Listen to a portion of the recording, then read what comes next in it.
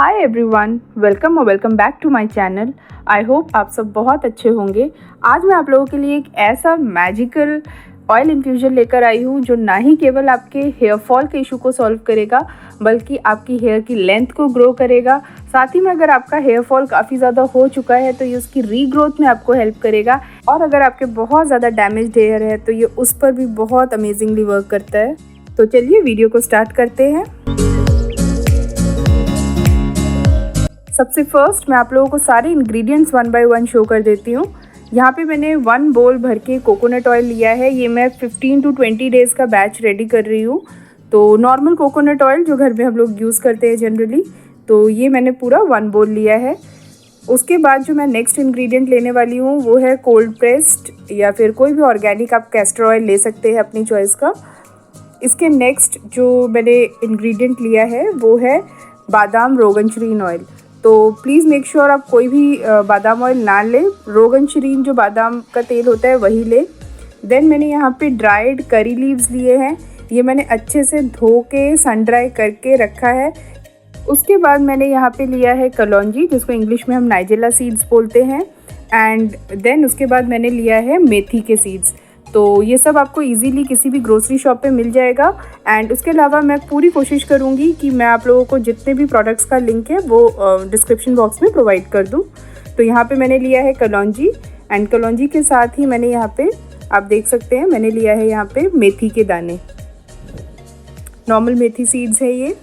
तो please make sure video आप लोग लास्ट तक देखें ताकि आप लोगों को सारी क्वांटिटी समझ आए, पूरा प्रोसेस समझ आए कि आपको किस तरीके से ये इन्फ्यूजन जो है रेडी करना है। अब मैं एक दूसरे बोल में 1 teaspoon kalonji seeds and 1 teaspoon methi seeds, तो आपके घर में जो नॉर्मल स्पून होती है उसके मेजरमेंट से आप सेम स्पून के मेजरमेंट से आप कलौंजी सीड्स एंड मेथी सीड्स जो है एक दूसरे बोल में या फिर हमामदस्ते में ले लीजिए। एंड आपको उसको बहुत लाइटली कूटना है, इसका पाउडर नहीं बनाना है, जस्ट इतना क्रश करना है कि हल्के से दाने जो है थोड़े बहुत से टूट जाए, पूरा ना टूटे, पाउडर ना हो, कम्प्लीटली ग्राइंड ना हो, लाइटली मैं इसको क्रश करूँगी। अब आप यहाँ पे देख पा रहे हैं कि बहुत लाइट सा मैंने इसको क्रश कर दिया है। दाने आपको पूरे पूरे ही दिख रहे होंगे बट ये जस्ट हल्के से क्रश हुए हैं। नेक्स्ट अब मैंने प्लेटफॉर्म के ऊपर एक किचन टॉवल जो है स्प्रेड कर लिया है एंड उसके ऊपर मैं एक क्लीन ग्लास जार रखूँगी। प्लीज़ मेक श्योर इस इन्फ्यूजन को आप लोग कांच के बर्तन में ही बनाएं या फिर चीनी मिट्टी के बर्तन में बनाएं। तो यहाँ पे मैंने एक प्लेन ग्लास जार ले लिया है एंड अब मैं जो कोकोनट ऑयल है उसको इसमें ट्रांसफ़र कर दूंगी। यहाँ पे मैंने पूरा जो कोकोनट ऑयल है उसको ग्लास जार में ट्रांसफ़र कर दिया है।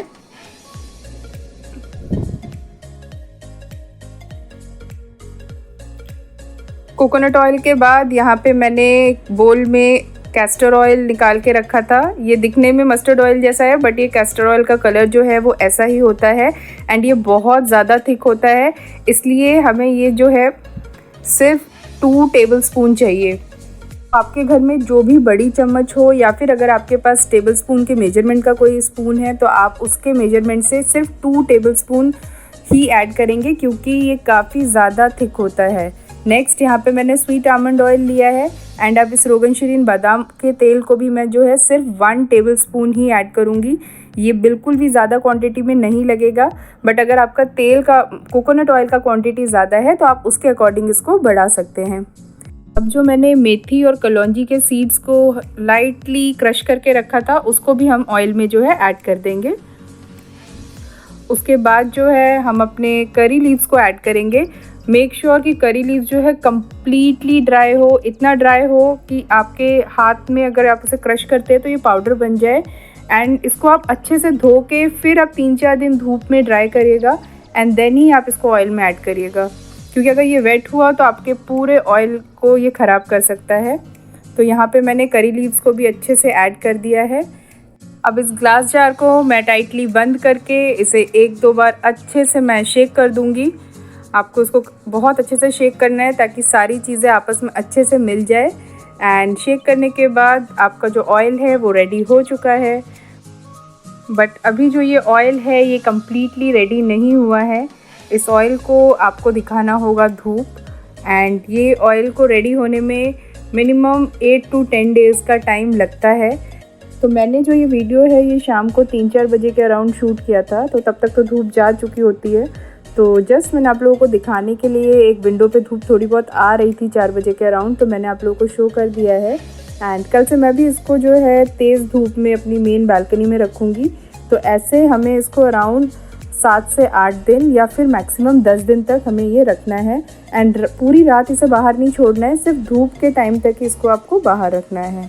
ये एक बहुत ही ज़्यादा स्ट्रॉन्ग ऑयल इन्फ्यूज़न है। मुझे पर्सनली इससे बहुत ज़्यादा बेनिफिट हुआ है हेयर ग्रोथ में, हेयर फॉल स्टॉप करने के लिए। तो प्लीज़ आप सब इसको ट्राई करिए। एंड अगर आप लोगों को किसी भी तरीके की कोई एलर्जी है इन प्रोडक्ट से, या फिर आपकी हेयर रिलेटेड कोई मेडिकेशन चल रही है, तो प्लीज़ आप कंसल्ट करने के बाद ही इसको यूज़ करिएगा। आई होप ये वीडियो आप लोगों के लिए हेल्पफुल थी। अगर आपको ये वीडियो पसंद आई हो तो please make sure that you hit that like button. और अगर आपको लग रहा है किसी और के लिए वीडियो हेल्पफुल हो सकती है तो प्लीज़ उनके साथ शेयर करिए। And if you are coming here for the first time then please consider subscribing to my channel. Bye, love you all, take care.